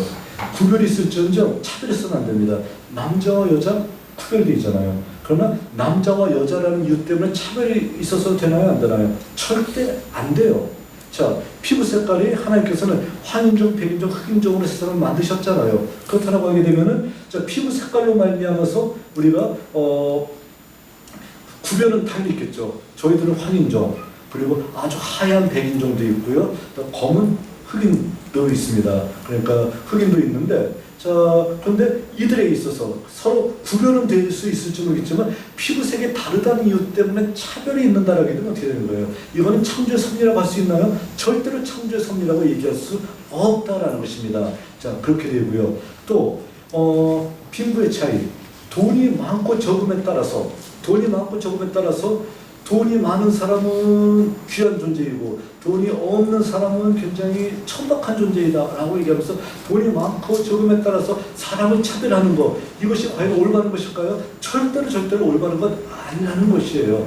구별이, 돈이 많고 적다라는 구별이 있을지 모르겠지만 그것 때문에 차별이 있다라고 하게 되면 어떻게 되는 겁니까? 이건 결단코 이래서는 안 된다라는 것이에요. 지위가 높고 낮음에 따라서 구별이 있고 차별이 있어야 되겠냐라는 거예요. 구별이 있을 수 있고 하는 역할이 달라질 수 있을지 모르겠습니다만 이거로 말미암아서 차별이 있다라고 하게 되면 절대로 안 된다라는 거, 이거 우리는 분명히 기억을 해야 된다는 겁니다. 한 가지 예를 들어볼까요? 남녀 간의 차별 문제, 이거 굉장히 중요합니다. 근데 예수 믿는 사람들이 남녀 간의 문제에 대해서 잘 알지도 못하면서 성경 들먹이면서 또 남녀 간의 차별을 굉장히 조장하고 있는 경우들이 많이 있다는 겁니다. 자, 남자는 말이에요, 흙으로 창조됐고요. 여자는 남자의 갈비뼈로 창조됐습니다. 그러니까 여자는 남자에게 종속된 존재인가요? 어떻게 되는 거예요?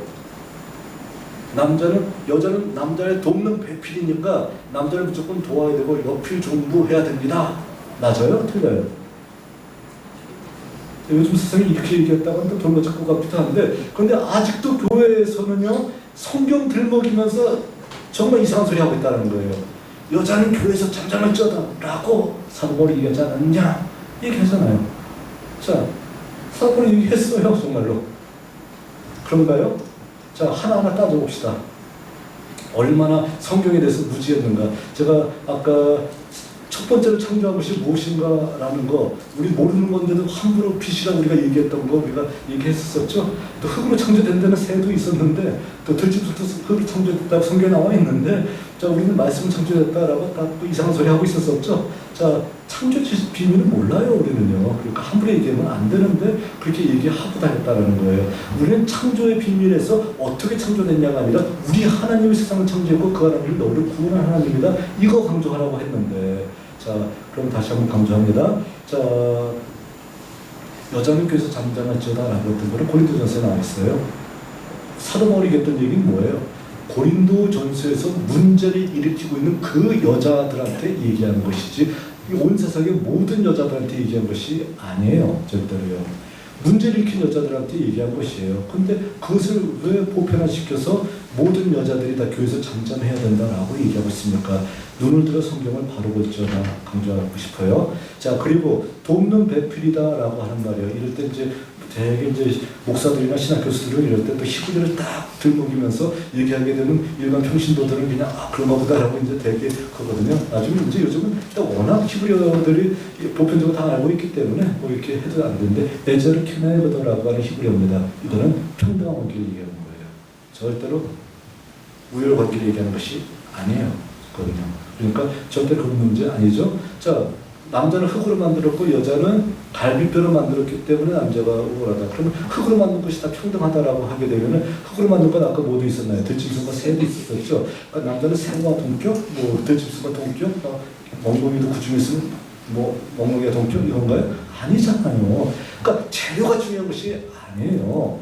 그런데 그럼에도 불구하고 왜 그렇게 얘기하느냐라는 거예요. 자, 그 도대체 유교 사상과 기독교가 짬뽕이 돼가서 그냥 그렇게 헛소리들 제발 하지 말고요. 창세기 1장의 말씀 귀 기울이시기 바랍니다. 하나님께서 하나님의 형상, 자기 형상대로 누굴 창조했다고 합니까? 남자와 여자를 창조하셨다라고 나와 있어요. 하나님의 형상 뭐라고 했나요? 가장 존귀한 존재라는 겁니다. 가장 존귀한 존재로서 누굴 창조했다? 남자와 여자를 창조했다는 거예요. 그러니까 성경에서는 어떻게 되고 있습니까? 성경에서는요, 남자와 여자가 가장 존귀한 존재, 가장 존귀한 존재, 가장 귀한 존재로서 동등한 존재라고 얘기하고 있습니다. 자, 그러니까 남자라고 해서 더 낫고 여자라고 해서 더 못하다? 아니죠, 절대로요.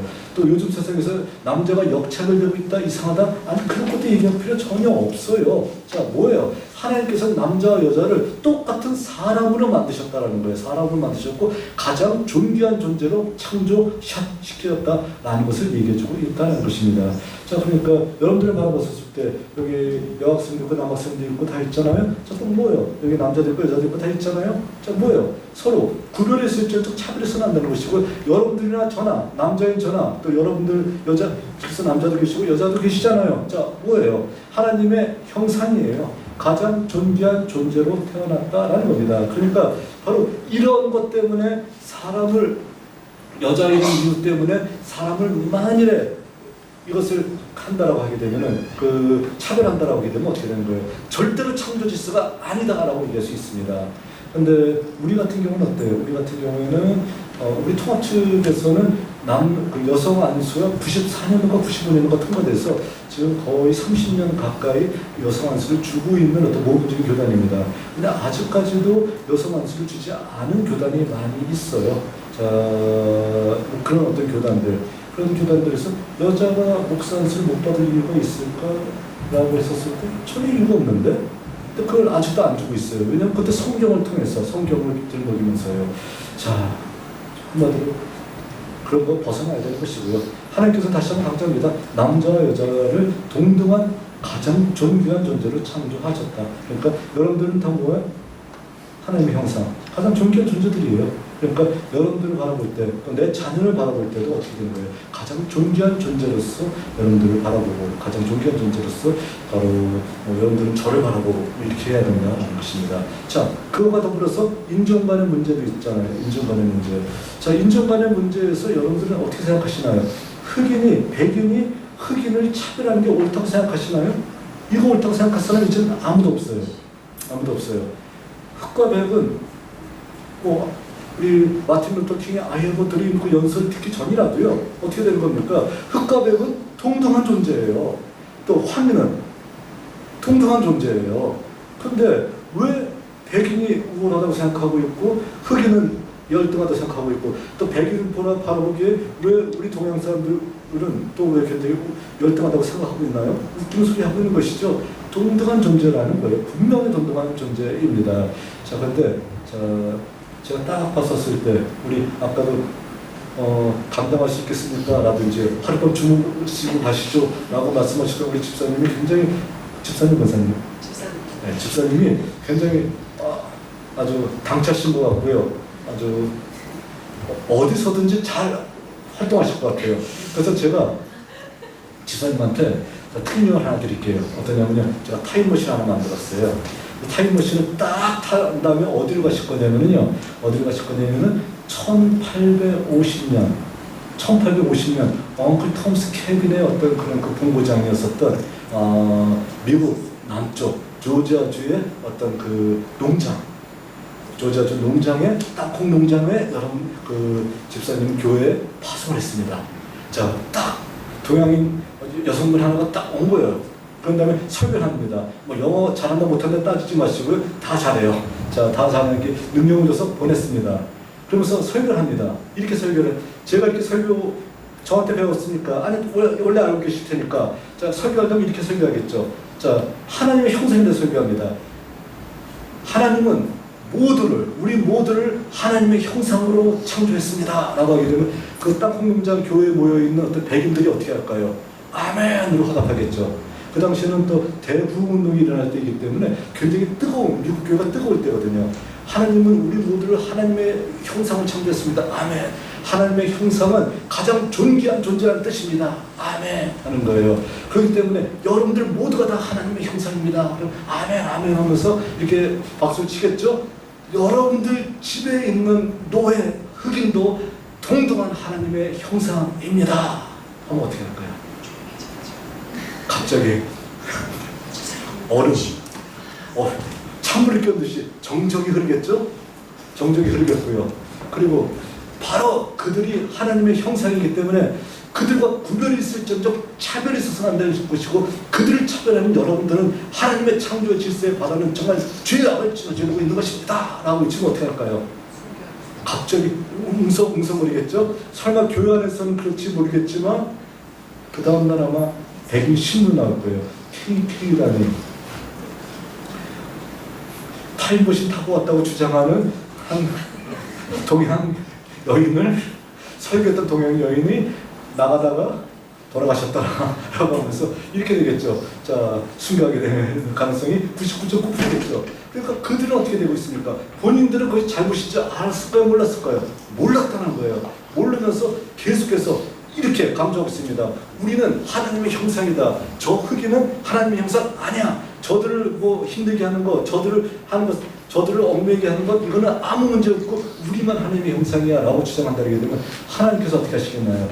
너희들의 상황은 우리가 이해해. 그러니까 너 괜찮아. 너 목사 제대로 메시지 잘 해줬어 라고 얘기할까요? 아니면 그들에게서 너 내 메시지를, 내 말을 넌 오해했었고 너는 정말 참담된 얘기를 외치고 있어, 참담한 얘기를 외치고 있어 라고 책망받을까요? 책망받겠죠. 그리고 우리 집사님이 외쳤던 그 메시지가 어떻게 되겠습니까? 내 생명책에 내 이름 기억한다, 정말 멋지다 라고 하시겠죠. 당연히 그런 계획을 우리에게 줘줘야 되는데요. 자, 그러니까 이와 같이 된다는 거예요. 그러니까 시대 상황이 얼마 되지 않다고 해서 우리가 바로 사람과 사람 사이에 구별과 차별을 우리가 인식하지 못하고 이렇게 한다면 어떻게 될까요? 하나님께서는 또 언제나 똑같은 평가를 하십니다. 그 당시 흑인을 멸시했던 백인 목사들, 아무리 백인 사회에서 인정받다 할지라도 하나님께서 그들 절대로 인정할 리가 없다라는 거예요. 절대로 인정하지 않으십니다. 자, 그러니까 이와 같이 이런 상황이라면 우리가 두려워할 게 하나 있어요. 그럼 이 시대에 우리는 올바른 줄 알고 메시지를 외치고 있는데, 이런 차별이 있는 현장 속에서 우리가 함부로, 한마디로 구별과 차별을, 우리가 구별을 분명히 하고 차별이 없어야 되는데 우리가 차별을 일삼았던 그런 경우 있지 않았나? 라는 거, 이것을 가지고 우리가 두려운 마음을 가지고서 우리 주변을 한번 살펴볼 필요가 있다는 겁니다. 저희 학교 주변에는요 공단이 있어요. 진량공단이 공단이 있는데 거기는 굉장히 외국인들이 굉장히 많아요. 외국인들은 주로 어떤 사람들일까요? 공단에서 얘기하는 하는 사람들이에요. 그 나라를 절대 비하는 거 아닙니다. 싱가포르 사람, 파키스탄 사람, 이런 사람들이에요. 그런데 이상하게 한국 사람들은요, 코 큰 백인, 그들이 와서 뭐 헬로우 하면서 얘기하게 되면 꼬리가 탁 말려 올라가요.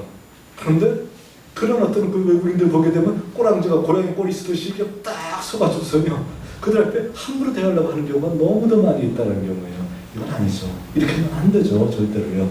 자, 예전에, 요즘은 많이 나아졌겠지만 예전에 KBS, TV에서 이런 것을 한번 본 적이 있습니다. 어떤 거냐면요.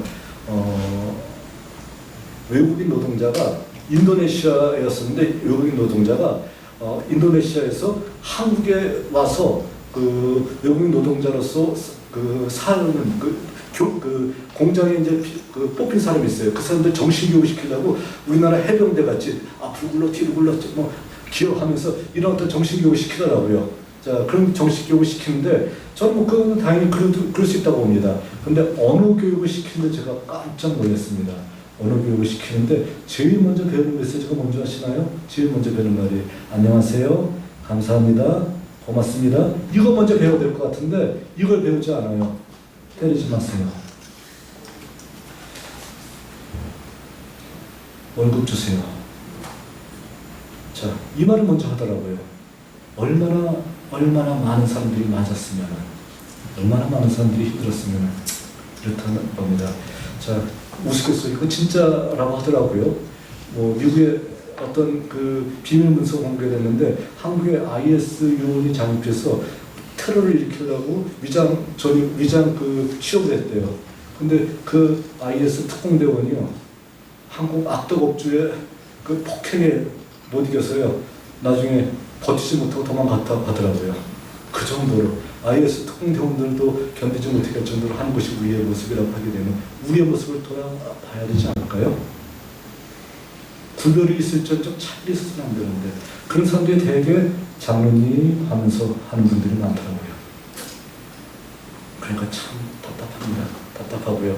자, 어쨌든 우리 모두에게 있어서 여러분들이 그들은 약자이고 나그네잖아요. 구별이 있을지언정 차별이 있어서는 안 된다는 것이죠. 이것을 우리가 분명히 알고 있고요. 또 빈부격차. 자, 여러분들이 강남 지역에 살고 계신 분들이기 때문에 좀 조심스럽게 접근을 할 수밖에 없는데 저는 괜찮아요. 저는 저희 아버지 국회의원 생활하시던 분이에요. 뭐 굉장히 저 어려운 것 없이 자랐던 사람입니다. 그런데 저희 아버지한테 그냥 맞으면서 배웠던 것이 뭐냐면은 내가 어려운 사람들을 지켜보지 않는다라고 하게 되면 용서할 수 없다. 그리고 아버지한테 들어온 선물 제가 했던 역할이 뭐냐면 우리 집에서 뭔가 한도 없이 늘 가난한 사람 갖다 주는 게 제 일이었었어요. 그러니까 뭐 종합선물센터다 이러고 먹고 싶은 마음이 침이 이렇게 흐르고 있는데도 저거 다 들고 가서 그냥 갖다 줘야 됐었어요. 자, 그 정도로 제가 교육을 받아서 우리 현종필 목사님 생각이 어떤지 모르겠지만 그래도 제가 어려운 사람들은 생각하는 것 같지 않았었나요? 학교 다닐 때? 자, 왜 그랬었냐면은 그렇게 교육을 받았기 때문에 그랬었던 것 같아요. 그래서 항상 지금도 제 생각하는 게 뭐냐면 돈 없어서 공부 못하는 거나 그걸 못 봐주겠다는 거예요. 그러니까 돈 없는 녀석들, 내 손에 있는 녀석들은 내가 어떻게든 학비 걱정 안 하고 내가 공부시킨다 하는 거, 그게 제 방침이에요. 자, 그래서 모든 사람들 다 그렇게 했었으면 참 좋겠는데 제가 그 어느 정도 또 한계가 있는지라 또 제 주변에는 제가 뽑은 제자들은 절대로 그렇게 돈이 없어서 공부를 관두게 하거나 힘들어서 돈 없어 알바하지 않게끔 언제나 공부만 할 수 있게끔 제가 도와주려고 하는 것이 이제 제 그 노력 중에 하나인데 이 모든 것들이 다 뭐냐면은 하나님 구별했을 차별해서는 안 되고 내게 돈이 더 있다라게 되면 저를 도와주라고 하나님께서 내게 주신 돈이다라고 생각한다는 거예요. 그러니까 자, 여러분들도 돈 버는 게 목적이 되지 말고 돈 버는 것은 하나의 수단이에요. 그리고 여러분들에게 혹시라도 많은 돈이 여러분들 주변에 있다라게 되면 그 돈은 하나님께서 가난한 사람 도와주라고 여러분들한테 잠시 맡긴 돈입니다. 여러분들이 이렇게 어려운 사람들을 도와준다라고 그런데 앞장선다라게 되면 하나님께서 무척 기뻐하실 것입니다. 이게 창조 질서를 보존하는 길이라고 얘기할 수 있다는 것이죠. 자, 그러니까 이와 같은 어떤 모습들, 이와 같은 모습으로서 인간과 인간 사이의 관계는 한마디만 기억하면 돼요. 구별은 있을지언정 차별이 있어서는 안 된다라는 거예요. 이걸 꼭 기억하시고요. 자, 해 아래 압박 있는 것, 뜻없이 무릎 꿇는 그 목적 아니요, 운명에 맡겨 사는 그 생활 아니라. 찬송가 알고 계시죠? 2절 그 찬송의 2절입니다. 약한 자 힘주시고 강한 자 바르게, 추한 자 정케함이 주님의 뜻이다. 해 아래 압박 있는 것 주 거기 계셔서 그 팔로 막아주시어 정의가 사나니. 해 아래 압박 있는 곳에서는 항상 누가 계세요? 주님이 계세요. 여러분들이 압박이 있는 장소에, 차별 있는 장소에 여러분들이 그곳에 있다라고 되면 여러분들은 단연코 누구 함께 있는 겁니까? 주님과 함께 있는 겁니다. 이것이 창조 질서입니다. 압박 있는 장소에 눈물 흘리고 있는 형제들 앞에 여러분들이 다가서시기 바랍니다. 그러면 여러분들은 하나님 앞에 정말 귀한 창조 질서를 세우는 사람이 되었다라고 얘기할 수 있을 것입니다. 자, 그럼 마지막이에요. 인간과 만물 사이의 관계예요. 인간과 만물 사이의 관계 어떻게 되는 걸까요? 하나님은 인간을 만물의 영장을 만드셨어요. 그런데 자, 정복자로서 인간을 그 한마디로 영장을 세우신 것이 아니라 한마디로 하나님께서는 인간에게 어떤 직분을 주셨냐면 정원사의 직분을 주셨다는 겁니다. 자, 정복하라, 땅을 정복하라 라고 얘기했던 거, 이것은 뭐냐면 무조건 다 황폐하게 만들라라는 것이 아니라는 거예요. 산업혁명 때는 이 말씀을 잘못 인용했던 거예요. 그래서 땅을, 자연을 우리가 정복하지 못한 부분이 많이 있었는데 그것을 한없이 정복하는 것이 하나님의 뜻인 줄 알았는데 그게 하나님의 뜻이 아니었었던 거예요. 하나님은 나무꾼의 역할을 맡긴 것이 아니라 정원사의 역할을 맡기셨습니다. 나무꾼과 정원사의 역할은 뭐가 차이가 나요? 연장은 비슷해요. 도끼, 톱, 요즘은 전기톱, 텍사스 전기톱 같은 전기톱, 다 똑같이 가지고 있어요. 이 텍사스 전기톱이 살인자한테 주어지게 되면 살인 무기지만, 또 나무꾼한테 주어지게 되면 나무를 댕강 자르는 것이지만, 정원사한테 주어지게 되면 어떻게 됩니까? 정원사가 지나간 자리에는 아름다움이 남습니다. 나무꾼이 지나간 자리에는 폐허가 남고요. 그러니까 하나님께서는 자연에 대해서 경배와 숭배의 대상이 아니라 연구와 선용의 대상으로 만들고 정원사의 직분을 맡겨주신 거예요. 그러니까 우리가 지나간 자리에 아름다움이 남아야 된다는 겁니다. 요즘같이 온실가스 배출하고 해서 여름이 이렇게 덥고요, 또 겨울이 엄청 춥고요, 이런 것이 아니라 정말 우리가 하나님께서 주신 자연을 아름답게 만들면서 정말 영구와 선용하면서 자연을, 우리가 만물을 정원사의 직분을 가지고선 선용한다라고 하게 되면은, 잘 가꾼다라고 하게 되면 하나님께서 기뻐하신다는 겁니다. 자, 우리가 경제 개발을 할 때 저는 어디 살았었냐면은 전두산 살았다고 했잖아요. 전두산에서 합정동에 살았거든요. 자, 마포구 합정동. 요즘은 우리 유재석 씨 때문에 굉장히, 유산슬 씨 때문에 합정동이 유명해졌습니다. 합정역 5번 출구. 합정역을 그렇게 많이 알려준 사람은 아마 없을 것 같아요. 그래서 그 얘기가 나올 때 우리 합정동 홍보대사로 세워야 되겠네, 저 양반 하면서 아주 고마웠었던 적이 있었거든요. 자, 합정동에서 저는 평생 살아왔기 때문에 합정동이 발전하는 것을 지나왔던 어떤 모습을 너무도 잘 알고 있잖아요. 예전에 합정동에서요, 그 앞에 그 한강 모래바닥에서 우리 수영하고 아무렇게나 지났었습니다. 자, 그러니까 모래 준서라는데 그 근처만 가지 말라. 그 근처는 깊이 웅덩이가 파있기 때문에 그 근처 가지 말고 무릎 이상 되는데 가지 말라. 그렇게 부모님 얘기 들으면서 합정동에서 그 한강변에, 전체 밑에 한강변에서 항상 그 물고기 잡고, 그리고 언제가 대목이냐면요, 물고기 잡을 때 초파일 다음 날이 대목입니다. 왜 그럴까요? 불교 성도들이 방생한 미꾸라지, 자라, 모든 것들이 넘쳐 흐릅니다. 그래서 저는 그것도 모르고 막 잡았는데 나중에 봤더니 불교 신자들이 방생한 다음 날이더라고요.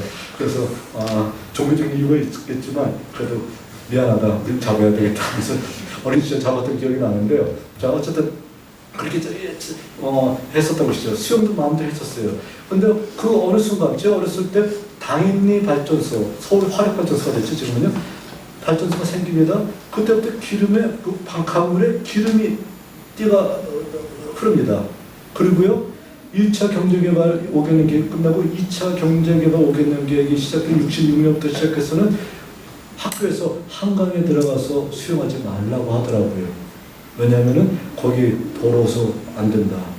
거기 완전히 기름 엄청 많고, 또 물고기 잡으면 그 물고기에서 기름 냄새가 난다, 석유 냄새가 난다 이러면서 못하게 하더라고요.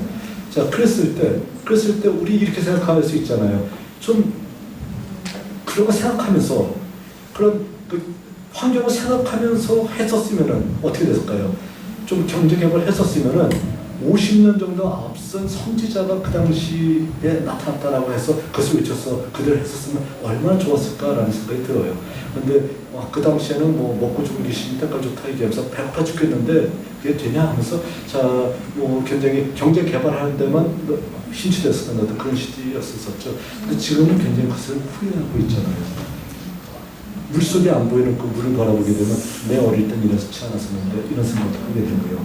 정말 경제 개발하면서 이거 환경도 좀 생각하면서 했으면 얼마나 좋았을까.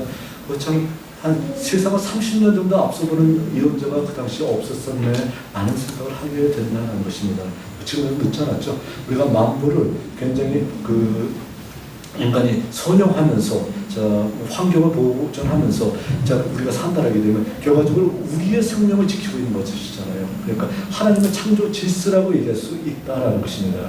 바로 이것이 인간과 만물 사이에서는 바로 연구와 선용의 대상으로서 만물을 정은사에 취해서 다뤄야 된다는 것, 이것이 바로 하나님께서 우리에게 허락해 주시는 바로 창조 질서의 보존이다라고 얘기할 수 있다는 것입니다. 자, 결론적으로 봤었을 때 창조 질서는 하나님께서 우리에게 처음에 주신 그것대로 인간이 하나님 앞에 교만하지 않고 인간이 사람들끼리 구별만 믿고 차별을 두지 않고 살면 될 것 같고요. 또 인간이 만물에 대해서 연구와 선용하며 정원사 역할을 감당하면서 하면은 하나님의 창조 질서가 보존된다라는 바로 이러한 어떤 해답을 우리들에게 허락해주고 있다라고 얘기할 수 있다는 것입니다. 자, 그럼 다시 처음으로 돌아갑니다. 자, 이렇게 세상을 창조한 하나님이 만물을 잘 선용하라고 합니다. 그런데 현재 지치고 눈물 흘리고 있는 여러분들한테 어떻게 하라고 했나요? 지치고 눈물 흘리는 여러분들한테는 창조주 하나님이 구원자 하나님으로 내 옆에 있어, 걱정하지 마 라는 얘기를 하고 있다는 겁니다. 특히 젊은 사람들한테 꼭 하고 싶은 말이요. 여러분들 혼자 있지 않아요? 창조주 하나님이 늘 여러분들 곁에 있습니다. 지치고 힘들 때 하나님 앞에 하나님 앞에 소리라도 한번 질러보세요. 하나님 하면서요. 힘들어요. 외쳐보세요. 그러면은 하나님의 위로가 어느덧 여러분들이 작전에 들기 전에 여러분들의 마음을 위로해주고 계시는 것을 느낄 수 있을 거예요.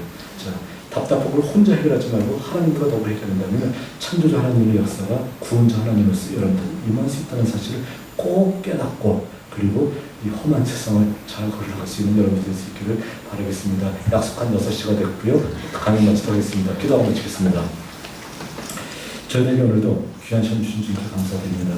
서울교회 많은 성도들을 기억해 주시고 이들이 하나님 앞에서 올바른 창조 질서를 깨닫고 창조주 하나님이 곧 구원자 하나님으로서 우리에게 임하시는 하나님이라는 사실을 온전히 깨달아 알 수 있는 이들이 될 수 있게 도와주시옵소서.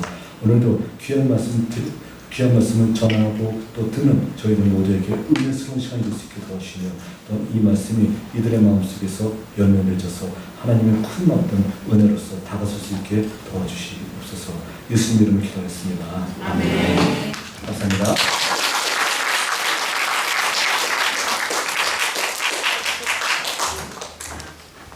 여러분 너무 은혜 많이 받으셨어요? 네. 사실은 이제 강의를 부탁드렸는데 초반에 이렇게 강의를 진행하시다가 갑자기 부흥회가 된 것 같아가지고 그래서 제가 이 강의 듣다가 또 눈물 흘리기는 또 새로운 느낌인 것 같아요. 그래서 교수님께서 학교 다닐 때도 열정적으로 강의해 주시고 많은 은혜도 끼쳐 주셨는데 더 업그레이드가 되신 것 같아요. 정말 열정적으로 강의를 잘 해주셔서 너무너무 감사드리고 또 듣는 분들도 반응도 적절하게 해주셔가지고 너무 재밌게 선택 강의가 잘 진행된 것 같습니다. 약속 시간도 잘 지켜주셨어요. 역시 우리 교수님 멋지신 것 같아요. 그래서 여러분들 감사의 마음을 담아서 한 번 더 우리 교수님께 뜨거운 박수로.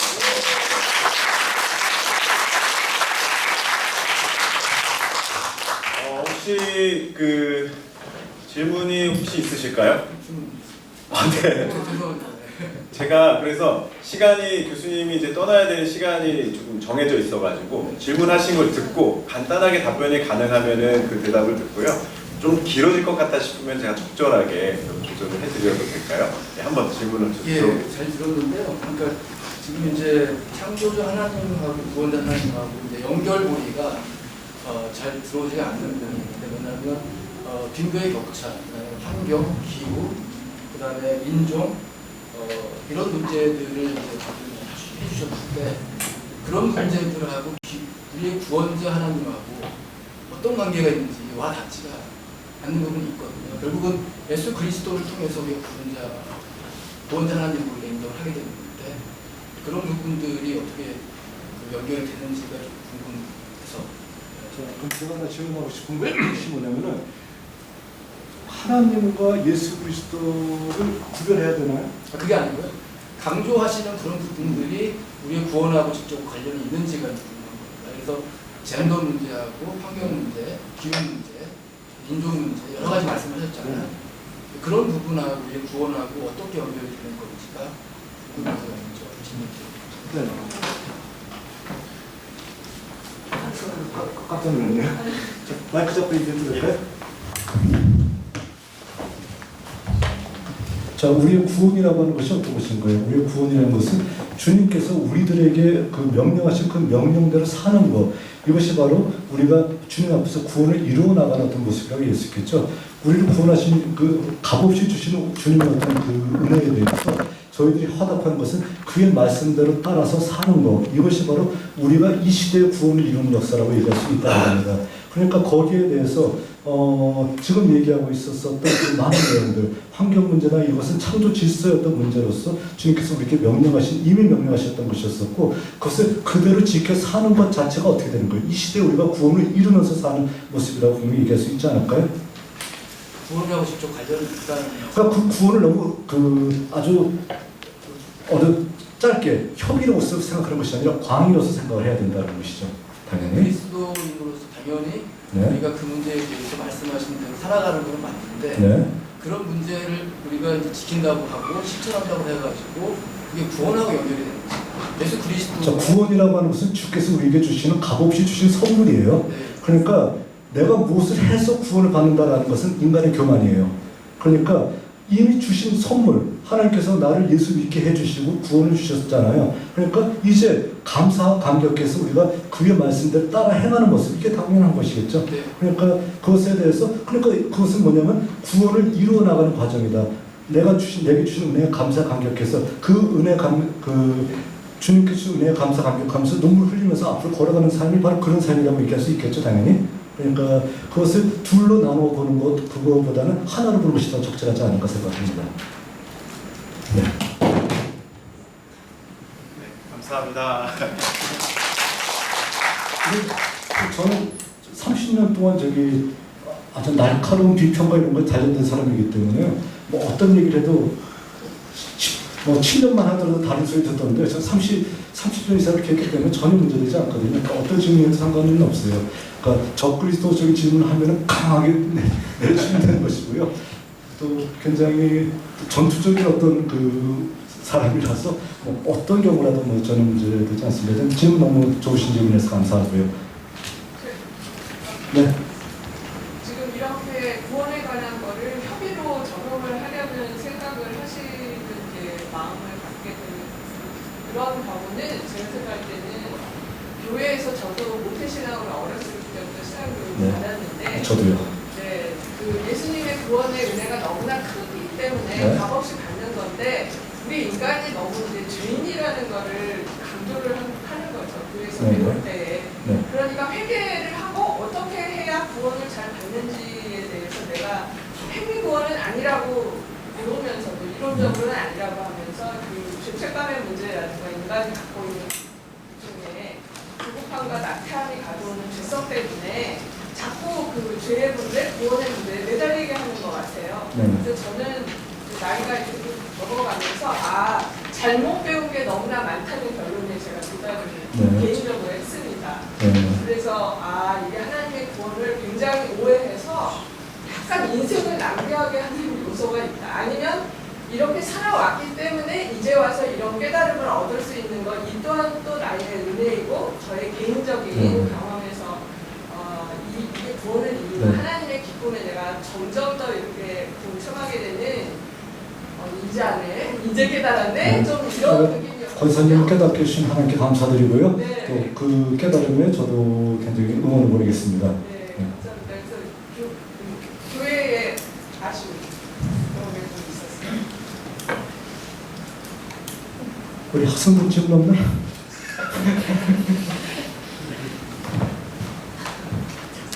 학생들에게 나온 질문이 가장 무서운 질문이거든요. 종잡지 못하겠고 또 그러면서 갑자기 무서운 질문이 팍 튀어나오거든요. 그래서 하면서 그러니까 예전에 제가 대학교 때 한 번 질문 받았던 것 중에 하나, 그 당시 제가 교사였을 때 선생님 뭐냐면 법궤가 어딘 줄 아세요? 하는 거예요. 법궤는 하나님께서 그는 성경에서 어디 있다라고 얘기를 하지 않기 때문에 알 수가 없고 어딘가 두셨겠지 몰라. 그랬더니 전 알아요. 그래서 어디? 깜짝 놀라서 얘기했더니 미국 나사에 있어요 하는 거예요. 나사 찾고 있었어. 정말 하면서 아버지가 나사 다니시냐라고 제가 쓸데없이 물어봤었었는데 제가 아직 안 봤던 영화를 먼저 봤더라고요. 인디아나 존스 1편을 보게 되면은 나서 체크해보고 그래서 나중에 것을 깨달은 녀석하면서 제가 야단을 쳤었던 그런 경우도 있었습니다.